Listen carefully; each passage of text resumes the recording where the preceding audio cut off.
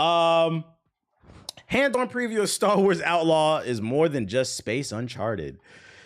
Over the course of an hour at this year's Summer's Game Fest, I got to play through 3 missions, each highlighting specific elements that round out the scoundrel gameplay loop from Star Wars Outlaws, the exploration, action, and space combat. And while there's room to criticize how some of the mechanics may feel derivative of games from other series, aka this is another Ubisoft game, my time with the game quickly persuaded me that Massive Entertainment is shaping up to be something special. The wreck began aboard a direct High Republic cruiser that's been sitting along and abandoned after being abandoned after crash landing. Dust, sand, and overgrown foliage fill the now empty bowels of the vessel. The only visible light are the harsh rays that manage to squeeze their way through the cracks and holes left from years of deterioration. It's up to us to explore. I swear all games seem incredible when you're 12. Oh yeah, but you go back and play some of your favorite games as a child that you loved as a child, they're not as good as you remember. When you're a kid, you're just happy to have shit. But when you get older and you start to become a little bit more stingy with your time and money because you understand how the world and the economy works, assuming that you're a healthy adult that actually grew up and you don't spend your money on stupid shit all the fucking time, you become a little bit more picky and you become your standards get a little bit higher. Not everybody. I mean, look at the anime fighting game community. They get excited about every arena fighter, but most healthy adults, they become a little bit more picky and they raise the bar of what they expect out of things. Visually, it's stunning to look at, and it's a clear Massive Entertainment are proud of the fidelity they achieved with Outlaws. The game is pretty okay. What follows is your typical platforming mission with Kay jumping, swinging, climbing her way deeper to the ship's bridge. While there were the occasional side rooms to loot and explore, reaching the main objective was ultimately a linear experience. Along the way, locked doors gate-kept progression further into the ship. To unlock them, I had to overload small generators, each connected by a short power line. By switching my blaster to I had to switch my blaster to ion mode and shoot them with electricity. Although those generators were never too far from any given door, there was a small degree of searching I had to do to solve these mini puzzles. Seems pretty straightforward. That's why I never understood why people said the old gaming days were the best. What do you mean? In pertaining to what conversation? Hold on. Now that's a bit of a reach. Now that was a very Gen Z answer. Don't do that. Don't do that. I said some of the games that you loved as a kid don't age as well as you think they did, because when you're a kid, you just appreciate stuff. That doesn't mean gaming as a whole wasn't great. What are you talking about? Because one argument I can easily make is definitely gaming back in the day was there was much more passion in it. Even like my mod Cammy, she just started playing Mass Effect, and she said that's a 10-year-old game, 11-year-old game. She was like, I see why people love it. It just has more heart to it. A lot of these games, they just be trying to nickel and dime you. Don't do that. Don't do that. There was more diversity in games. They experimented more. There are things that didn't age well, and then there are games that are always going to be considered classics. It just depends on your experience with it. You get the actual complete game for $60. I'm saying, I feel like the gameplay in the PS3 era was peak. It was actually fun. I feel like the 360 PS3 era was great. I feel like that was the last generation where we weren't getting nickel and dimed and people were experimenting with games. Once the PS4, Xbox One era came in, the DLC era, still great games being released today. But I feel like you got to really shift through a lot of bullshit now. What were your influences? What key moment brought you into gaming? What games captured you as a fundamental preference? I'd argue I never stood a chance. There wasn't like a key moment. I've been playing games since I came out the womb. I literally had pictures of me playing in diapers. So like I've always played games. Devs spent less time to make games, so they were willing to risk a lot less. Yeah, the teams were smaller too. They spent less. Yeah, you're right. But to be fair, I don't mind games being updated over time. I feel like that about today's gaming. I don't mind games being updated over time. The issue is too many people I feel like the updates are too focused on how to nickel and dime the player versus how they can improve the player's experience. Because from my perspective, the player will spend a lot of money if you make a great product. And like a prime example I can give is like the first free-to-play game I really got into was PlanetSide 2 on PC. That's what got me back into PC gaming. And I remember I had like 40 hours on the game and I felt bad afterwards. I was like, yo, I'm having so much fun. So I bought, this is before battle passes exist. I bought like their premium account where it gave you like an XP boost and some skins and shit like that. And I was like, man, let me throw something their way. Like when you make a good product, people will pay money. But nowadays, it's like you have to buy the damn battle pass to get the experience. So then free-to-play games, I could argue, are not even free-to-play anymore because you're not getting the true experience.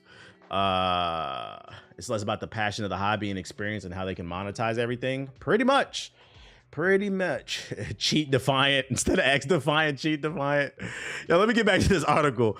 Along the way, locked doors gate kept progression further into the ship. To unlock them, I had to overload small generators, each connected by a short power line. By switching my blaster to ion, I already read that. Yeah, if you feel like, because what he said would spark the conversation. Yo, go back and play some older games that are like considered classic. Because in my opinion, if something is a classic, it'll always be a classic.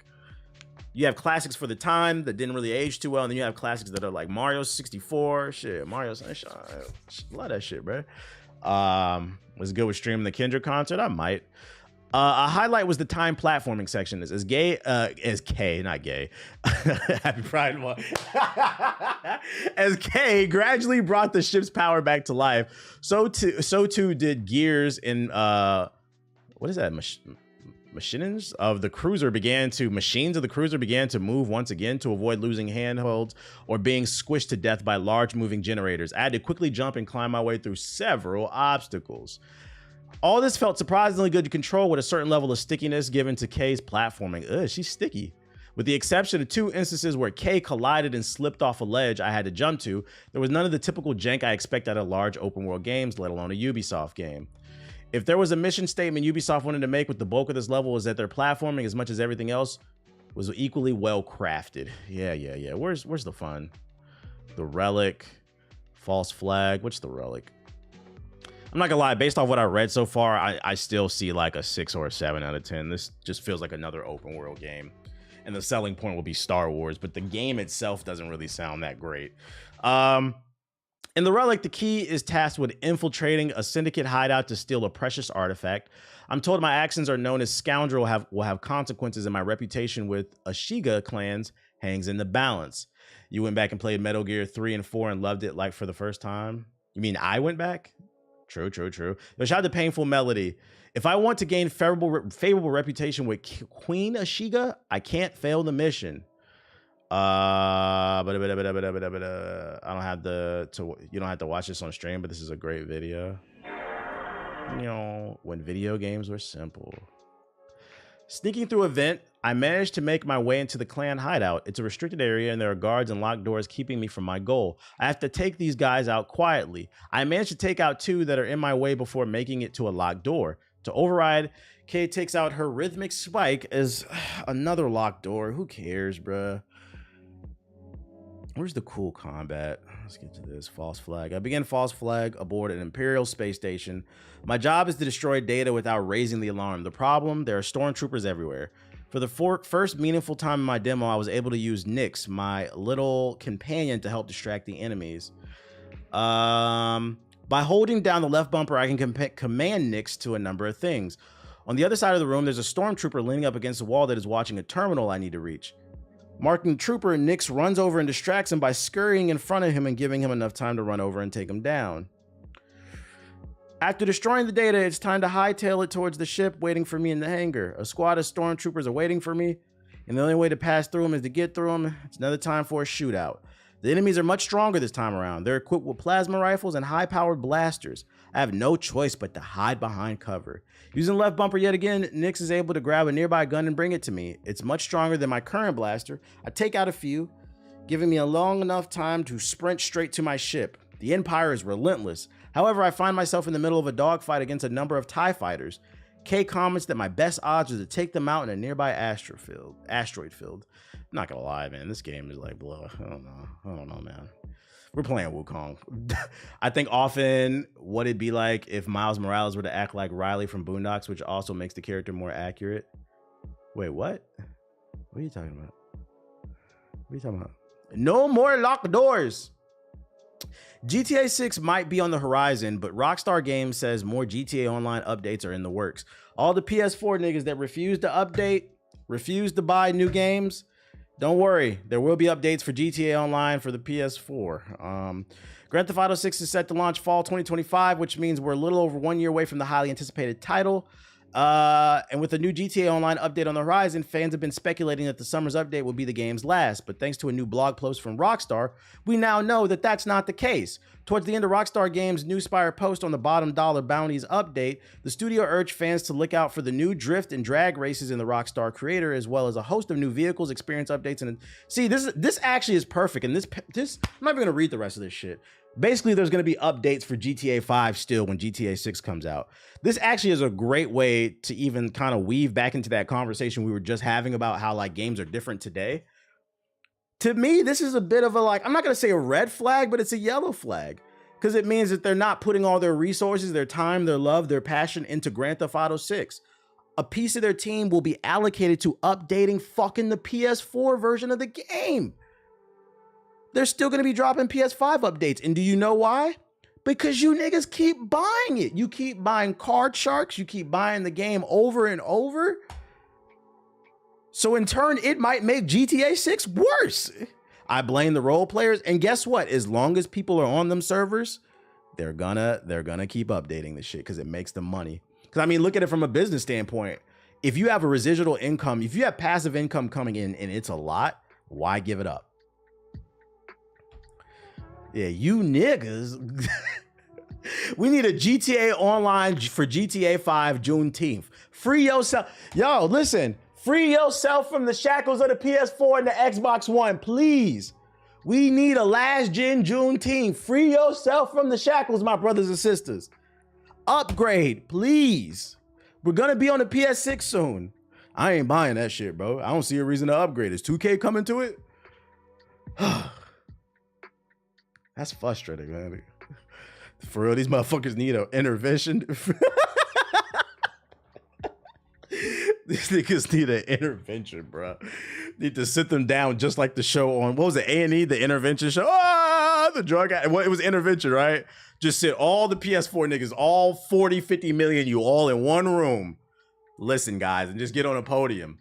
I have a dream that you niggas will save $500 by stop buying new sneaker drops and stop buying fake Rolexes and other stupid shit that you don't need when you ride the bus, and upgrade your PlayStation, please. You know, the crazy part is, I don't know about the PlayStation, but I know for Xbox, if you go to the Xbox store, you know you can put an Xbox on layaway. Well, not layaway, but you could do payment plans for it, which is crazy. I'm not gonna lie. If you have to put your Xbox on a payment plan, you have to finance it. I don't think you should own it. I think but it is an option. You can go to the Microsoft store and finance an Xbox. Instead of paying $400 or $500, you can pay $50 a month until you pay it off. That way you can have some money left over for an extra controller in a game. I don't want to hear it, man. Y'all got options. You can use a firm or some shit. Former Dragon Age executive producer has nothing but praise for BioWare's next installment in the series, Dragon Age Veilguard. The veteran Mark Dara, who left BioWare along with general manager Casey Hudson in December 2020, made his return to the company as a consultant for the upcoming Veilguard. And lucky for him, he did it, it seems though he's having the time of his life with the game. He said, what if you miss a payment? The police showing up to your house. They're going to get the batting ram. Open up. Bust through the door like Rainbow Six. A nigga with a shield. Blitz. Gonna flashlight you. They gonna fucking punch you in the face. Then a nigga with a gun, he gonna stick the gun in your face while you bleeding on the fucking floor, crying and shit. What's this about? What's this about? Your mama, because you know you still live with your mama. She gonna be like, where's your fucking warrant? Where's the warrant? You can't come in here. Shut up, bitch. They show the warrant to your mother, so she gotta be quiet now. They fucking bust into your room, blitz with the light and shit. They flash the light again. Another nigga fucking bust the corner and shit with the flashlight. There it is. Nigga fucking get the Xbox, put it under that bitch. We're confiscating shit because you missed the payment. That's what they gonna do, bruh. That's what they gonna do. That's what they're gonna do. And the plot twist is, when they get to the front door with your Xbox, they look at it. Yeah, a whole cutscene. They look at it. You got roaches and Cheeto dust all over it. They said, nigga, just keep this shit. God damn. This is how you living? You could keep this shit. The Microsoft said they FaceTime the Microsoft store. They're like, we don't even want it back. This nigga got cum stains and Cheeto dust all over his Xbox. You can keep it. Just pay us when you can. Anyways, we had already heard from the game director, Corrine, who revealed a little bit of info regarding how companion romance works. She said, I might be playing a straight male character flirting with Harding, but I choose not to pursue a romance. She might get together with Ty. We can't. I just want to hear about the gameplay. Combat is actually fun. I feel like I come back to the most insane moments. That would be so embarrassing, but that's how people really live. Like, you really have to think about it. How did you get roaches in your PS5? How did you get roaches in your PS4? I've never had a bug in any of my consoles. I really need to understand how you're living, bro. Like, you should barely get any dust on it if you just elevate it. Why is your shit on the carpet? Why you pay for a $500 computer and put it on the carpet? I don't know why my shit don't work. Because you shuffled your feet on the carpet and then touched it and blew it up. In an interview with Game Informer, Mark Dara, who's the consultant of Dragon Age: The Veilguard, had a lot of great things to say about BioWare's upcoming 4th major game in the Dragon Age franchise. Insane rant? It's a real rant, bro. Yeah, those PS4 Roach story, that shit was crazy. Like, your priorities are fucked up. You got bugs in your damn console. What I see from Veilguard is a game that finally bridges the gap, said Dara, after gushing about how much fun combat is now compared to how it was with previous entries. Dara said that the combat in previous Dragon Age games got to the realm of combat wasn't too bad, but now the formula seems to be just right by injecting a big dose of entertainment. How y'all feel about that? Based off what you've seen, y'all agree? You have the focus on Rook, on your character, but you still have to control and character. Wait, you still have that control and character coming into the combat experience from other people in your party. Echoing his sentiments, BioWare's general manager said that he had witnessed Veilguard's combat mechanics throughout its development and now loves how fluid it is without losing the deep RPG structure the game is known for. I love that balance of real-time fluid action, but also the ability to have the depth in the RPG, not just in terms of pause and play, but the depth in terms of how you bring your companions into the battlefield. I like the gameplay that I saw for this joint. Bro, I work for a rental company and we have to repo niggas' consoles. Half of them got roaches in them. I'm telling you, one of the saddest things about being an adult as you get older, you'll start to really notice it probably around maybe like 25 up. One of the saddest things about becoming an adult is you start to realize those bums, those junkies, those chronically, not unemployed, because I get it, shit happens, right? I'm talking about chronically unemployed people, those hobosexuals, the chronically unemployed people that you see on the streets, a lot of them are going to become your friends. The people you went to school with, maybe even some childhood friends on your block, and you have to make the conscious decision. Do you want to stand next to that, or are you going to walk your own way? Because, like, what do you mean your PlayStation 5 got repoed? That doesn't even, like, click in my brain. Why are you renting a PlayStation? If you have to rent a PlayStation, you don't need a PlayStation. You need to keep your head down for, like, 2 years. Put in work, go to school, go to a trade school, pick up a trade, electrician, HVAC, plumbing, go to higher learning, become a doctor, lawyer, engineer, something, architect. Put your head down. You don't need to be playing 2K. You don't need to. And then they sit around and they ask these questions. Why don't the beautiful women want me? Why don't the men that I want to be like want to hang out with me? I'm going to tell you why. As a man that is doing pretty good in life, one of the things that I told my girl, I don't hang out with bum ass niggas, bruh. I don't. I hang out with married men that have jobs. All my friends are employed. I do not want to be, I don't give a fuck what it sound like. I do not want to be around unemployed niggas because that shit will fuck with you mentally. Full Sail University ass niggas, bruh. If you can't do something for me, I don't want to be around you. No, thank you. It doesn't mean I sit around and use people. It's just iron sharpens iron. How you want to be a wolf, but you still running with the puppies? What are we talking about here? Like, what are we talking about here? I remember we on a whole like real life tangent. I remember we was at dinner. It was like Valentine's Day. Yeah, you either useful or you useless. It only makes you bad when you sit around and use people and don't get used. It's like a happy medium. Why can't you build friendships with people where you have an emotional connection, but you also can learn from them? You see what I'm saying? And I remember we was sitting at dinner, and I said something very similar to her, and she's like, don't you think that's a little transactional? I was like, yeah, I don't give a fuck. I am who I am. My life's great. I don't like when people question me. If your life ain't like me, don't question it. Thank you.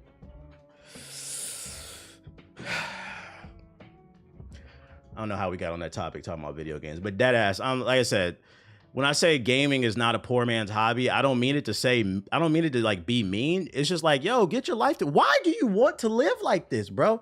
I hated that shit. I used to have roaches in my apartment when I was living in DC. I hated that shit. I hated that shit. I remember there was one week where I was living with a mouse in my house for about a week and a half. Every night, you can hear that bitch scurrying around in the walls, inside the walls at night. I had to learn about peanut butter. Fun fact, rats do not like cheese. They like peanut butter. I had a Mickey in my house. I had to catch that bitch, bro.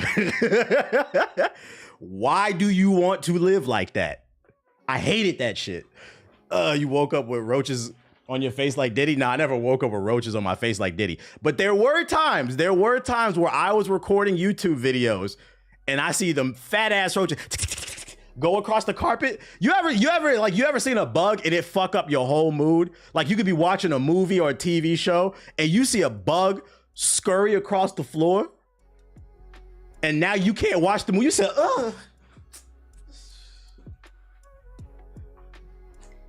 Now you think you feel something on your skin. It could just be your hair, right? It could just be your hair, but you think it's the rope.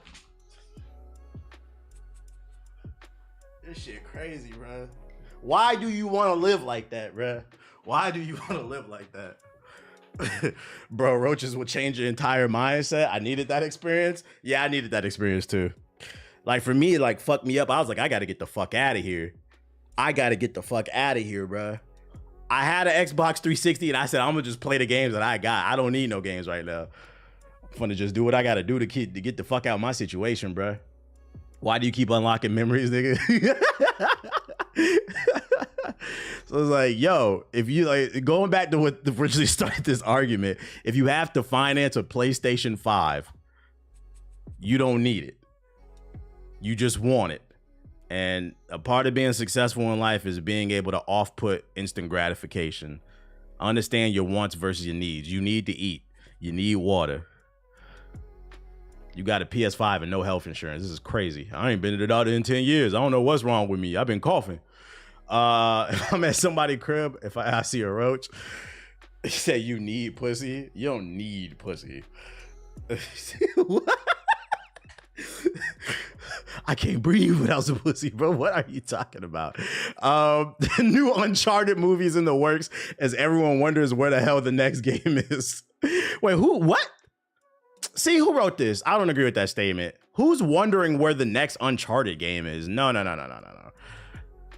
First of all, the first Uncharted movie was ass. I don't know why it's getting a sequel. You need to make another Spider-Man. We don't want to see this shit. But just be aware, a new Uncharted movie is coming. Indiana Jones 2. I feel like the Uncharted movies are like the reboot of Modern Warfare. No, not Modern Warfare 2019, the original one. Like, you know how it's confusing now? I'm playing Modern Warfare 3. Which one? This is the Indiana Jones 2. Nobody asked for this game. I'm not reading this article. I'm just letting y'all know it's coming. And last but not least, what's the name? An Assassin's Creed DEI Black Samurai, Assassin's Creed Negro. There's a replica Yasuke helmet, 1-to-1. If you want decorations, if you're into that nerd shit, looks pretty cool. If you need something to update your man cave, your woman cave, whatever, your gaming space, your nerd space, if you're into it, they have a 1-to-1 Yasuke replica, and it's on sale if you pre-order it for $675. But it's normally $750. Who in the chat got that? Who got $750, chat? Yo, shout out to Monkey Pierre in the chat with the sub. Who got $750? Let me know. Is anybody? Keep it real. Because if you do, I need you to drop 5 subs in the chat. Don't flex if you ain't really ready to show it. Let me see. He said, finance that shit. He said, it's a trap. Let's see. The United States is trying to use video games to counter propaganda. Let me open my other joints too. Put that over there. We got some woke news. We got the daily woke update. Your daily woke update. In today's edition of Fighting the Good Fight against the wokies, the ultra left leaning liberals, breaking news. Apparently there's a Call of Duty skin for the boys, in which when the game first launched with this skin, as you can see, she had a little Debbie cake back there, but apparently the game has been patched to now she has a Taylor Swift. And since now she has a Taylor Swift, an ironing board, a lot of people are upset, saying the game is not worth playing. Call of Duty has gone woke, and we should boycott it. Yeah, she's got the pancake, the flapjacks back there. So, yeah, niggas is horny. So, you guys think this is a good fight worth fighting? This is a good fight worth fighting?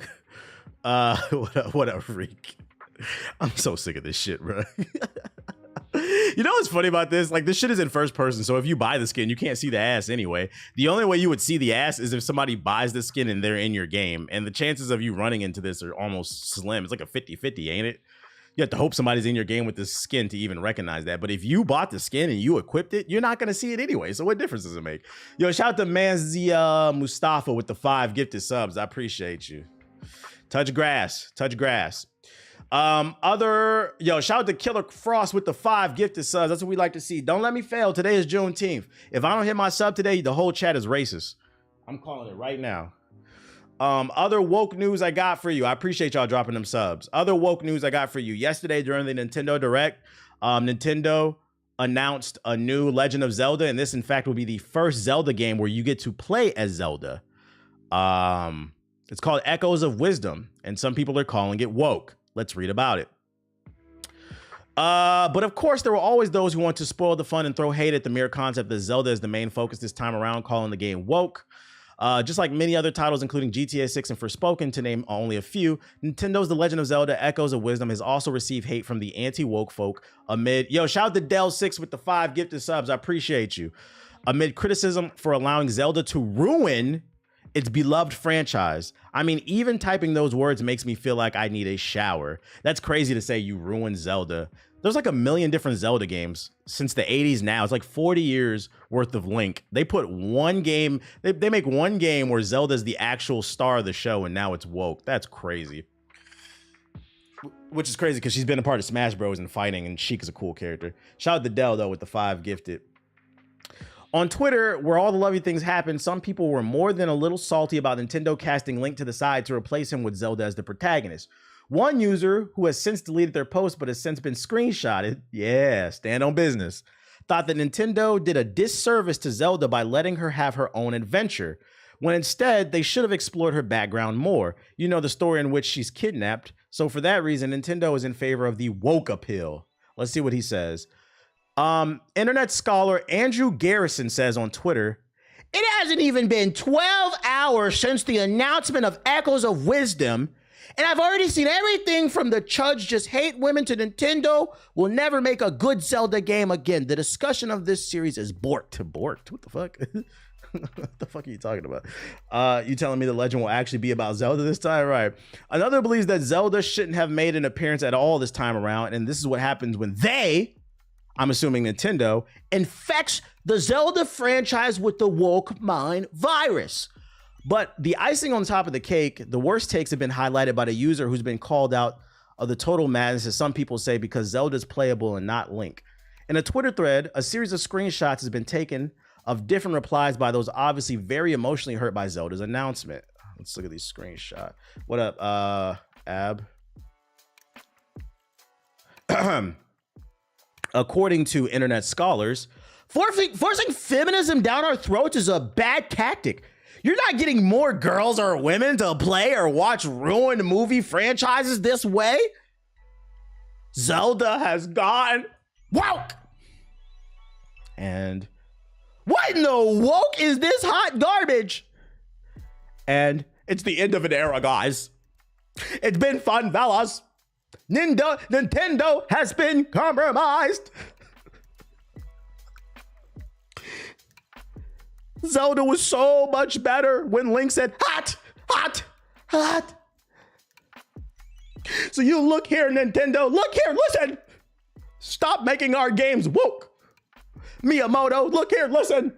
What the fuck are you talking about? DEI Nintendo.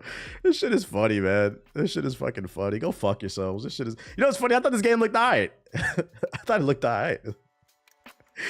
And the funny part is, this game doesn't even look super story driven. It looks more puzzle driven, gameplay driven.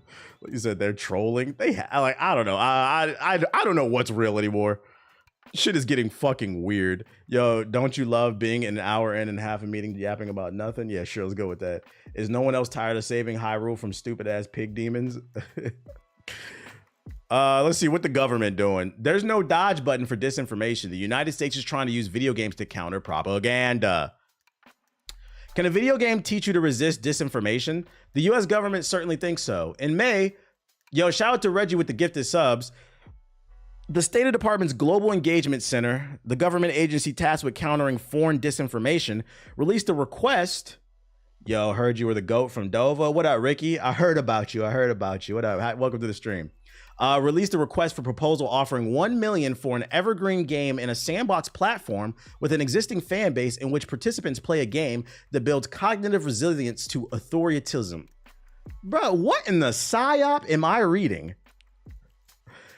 They want somebody, first of all, $1 million is not a lot for a video game, so the government doesn't know anything about video game development. But they want somebody to develop a video game that'll make it so China can't confuse them and Russia can't confuse them about what's going on in the world. Well, I got a question for the US government. Who's gonna protect us from you? Y'all know the US, and by the way, I've never been suicidal. Feel free to, suicidal. I've never been suicidal. Feel free to clip it. Y'all know that the US government allocates a certain number of funds to the military to do psyops inside of all forms of media, specifically movies and television. The army has, specifically the army, I know, they have a certain amount of money that they allocate towards movies to push propaganda, soldier propaganda. Yeah, it's in the marketing budget. Like, as much as I like Top Gun, that shit's a psyop. We're the leaders in propaganda. Like, what are we talking about here? What are we talking about? It's an intriguing way to combat an existential challenge for democracy. Can play undermining lines more effective than speech does. There's a lot about this idea that is compelling, but there are just as many reasons to be skeptical. The GEC's idea certainly has some validity. It wants to leverage the emerging field of pre-bunking, the art of making people aware of disinformation before they encounter it. To help build media literacy skills and contribute to online safety, this is a process that researchers call inoculation, which treats disinformation like a virus. You need to train your psychological immune system, so to speak, to learn how to identify and reject all forms of communism. Yo, you want to know a better idea? Yo, Joe Biden or whoever becomes president, Congress, Nancy. How about you guys take some of that money that you're spending on all those fucking cruise missiles and tanks and shit, and why don't you put it into the public school system and bring back critical thinking? Ban phones during the school day. Tell them put it away in a little cubby or something, some electronic box. You get it at the end of the day, and make these niggas learn. You wouldn't need none of this if people were capable of critical thinking. And between, the government poisoning us with the food that we have, because that shit makes you lethargic, the lack of education, being overstimulated with fucking technology, just ripe. They talking about fighting the mind virus, propaganda, that makes the consumer ripe for your propaganda. So if you truly want to promote democracy and freedom, we should bring critical thinking back. Because nigga, I don't trust you either. Nah, they don't want us thinking for ourselves because that's how they're going to push their bullshit. Exactly. This is all just a psyop to push bullshit. I've never been suicidal. See, there's this thing called common sense. The government doesn't have it. Using games as part of the battle over information isn't new. The United States Office of Counterterrorism has an entire project devoted to understanding the role of video games in what the UN calls countering violent extremism. Last year, the Swedish Psychologist Defense Agency, which like the GEC is empowered to combat foreign disinformation, sponsored research into foreign political interference that uses video games. And the European Journalism Observatory has highlighted video games specifically. Also, you want to know another way to fight disinformation? Start punishing people who are committing treason in this country. A year or two ago, we had a large group of people storm the United States Capitol That was a fucking threat of treason against the United States. Well, those people are just a little misguided. Let's start punishing people who are actually doing things that are anti-democracy. But you know, yeah, right to have that conversation. Like, what the fuck are we talking about? But let me tell you why this shit will never work. They offered $1 million prize for somebody to develop a game to teach people how to defeat propaganda and communism and shit. What video game costs $1 million to make? These games cost hundreds of millions of dollars to make. Because first and foremost, the game needs to be fun. Just because you create a functioning game with some free UE5 engine assets doesn't mean people want to play it. Get the fuck out of here, America's Army 2.0. I just saw this video about how corruption is essentially legal in the United States. It's every fucking where, man. It'll be a mobile game with tons of microtransactions. This goofy ass article. Where the fuck you find this shit? I gotta save this one. You might have to put this on the podcast. Skirt. Shout out to raindrop.io. It's a good way to organize shit. Full Sail University game coming from the US government. On their sides, those games have seen as martyrs. I remember when I was in high school, I remember it was the Army and the Marines. They would always have days where every military branch would come to school. First of all, is that not propaganda? I feel like that's not appropriate. You didn't ask my parents if you were cool with the Army coming to school to have a career day and talk about all the opportunities. Nigga, if I want to go to the military, I'll go to the recruiting office. That's a very intentional thing. Nobody just accidentally walks into the United States Army recruiting office. So why are you in the fucking school system? Let's educate the kids. How about that? Never been suicidal. But I remember when I was in high school, and it's probably worse now because the recruiting numbers are down. But I remember when I was in high school back in from 04 to 08, I remember the Army pulled up.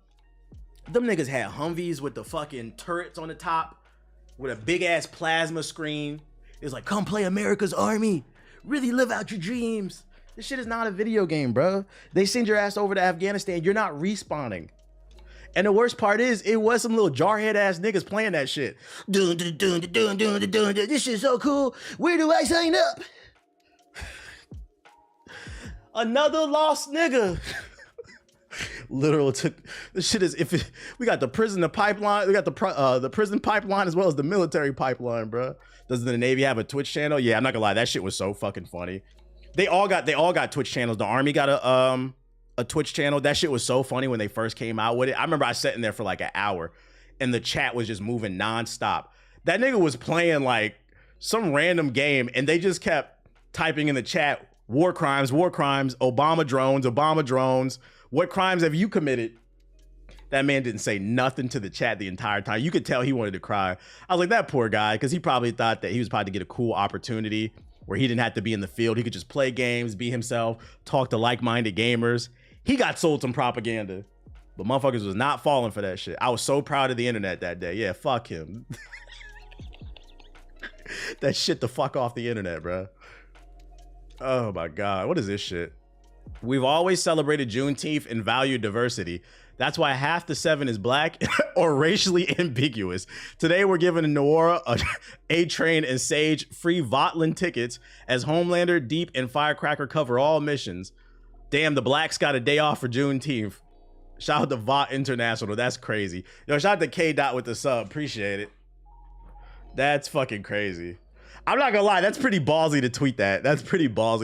But it's funny to me. I'm not bad at it.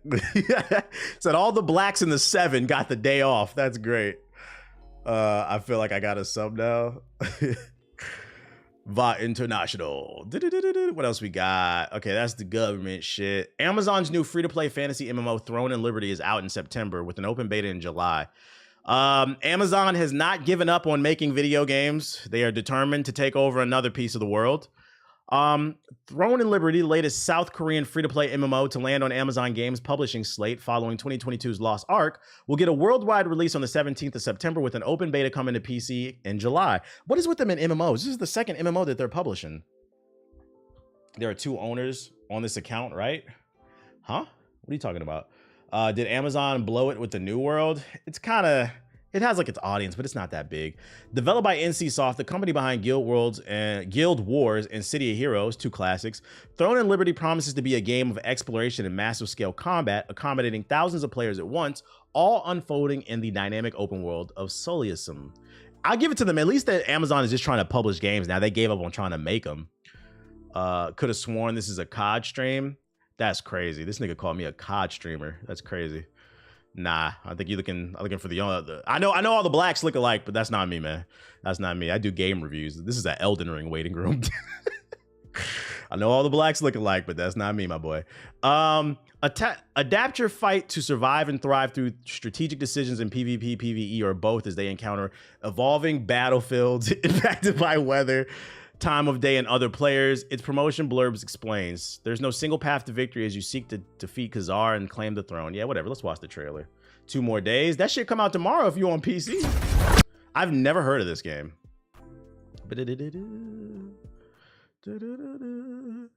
He said not on Juneteenth. Ashy ass trailer.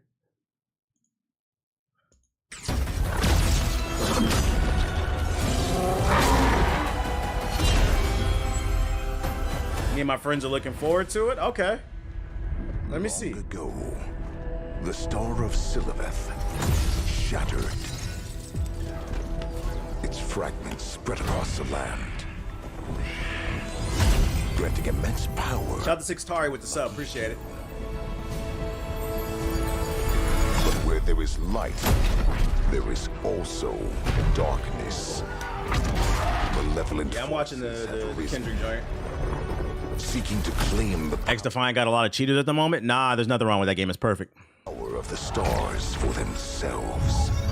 Gameplay? They must harness this celestial power. Yo, Celestial, these nuts, nigga. Where the gameplay at? Shapeshift. Push back against the Legion in tactical combat across a seamless world. Take up arms and join others as you fight alongside fellow guild members. As your skill grows, you'll unlock powerful new abilities. Adjust your fighting style to counter your enemies. Use ranged attacks to draw your enemies in. And swap to hard-hitting melee to finish them off. Nah, I didn't beat the main story of Stellar Blade. I don't know about this. Yeah. Pass. Sony skipping Gamescom again. Just putting that out there, just so you know. So it would turn. So all the Sony ponies that said that the state of the play that they recently did that wasn't very good, that wasn't their Summer Games Show Fest. Maybe they're gonna show up again and do something else. They're not showing up at Gamescom either, which is Germany's E3. Basically, it's the European E3. They're not showing up to Gamescom. What they showed is state of the play. Them niggas don't got no. They don't got no games. So if you're having your hopes up and they showing up to Gamescom, although it doesn't matter anyway, because PlayStation niggas, y'all wasn't gonna buy no games anyway. And even if you were open to buying games, you couldn't buy them because y'all don't got PS5s. Y'all buy PS4 games still. What is this shit? Shit. Beyond Good and Evil delisted ahead of the 20th anniversary. This shit ain't never coming out, bro. Oh, and then fucking yo, this and like so Star Wars Jedi Survivor has been rated for the PS4 and the Xbox One. EA could share a release date soon. A last gen version of a current gen. This game was made for the Xbox Series, PC, and PS5. They are now making a last gen version. And remember, the current gen version didn't run well. This shit is about to be, I'm calling it right now.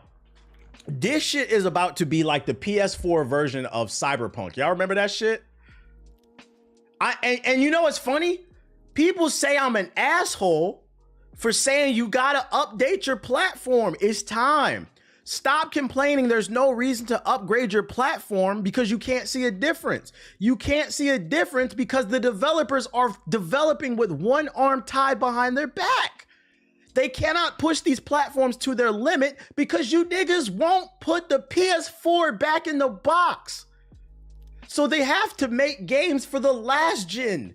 It's holding, you have an 11-year-old computer. You are gaming on a TI-83, a Leapfrog.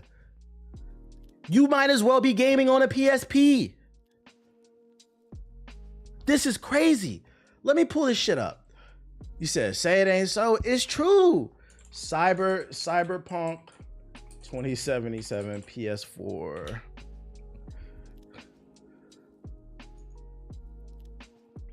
A high rate of violence and more people living below the poverty line than any. This is the PS4 version. This shit, lock it up. It's crashing. Let it go. Let it go. Down. Let it go. Look at this shit. Yellow. On my PC, there's floating signs everywhere. Like, look at this. Oh, free yourself on the Juneteenth. Free yourself from the shackles of the PlayStation 4, my brothers and sisters. You got roaches. No. That and I'm calling it right now. This is what the PS4 Xbox One version of Jedi Survivor about to look like. Hey, this shit's so good, bro. I love the gameplay. I love this shit. God damn, bro. Get your priorities straight. Get your priorities straight. PS4 about to be, that shit about to go to the moon, bro. Elon Musk over here trying to fund public ships to go to space. We don't need that. We don't need Elon Musk to send people to space. Just boot up Jedi Survivor on your PS4, sit on it, give it about 10 seconds, and to infinity and beyond. That bitch is going, bro. That bitch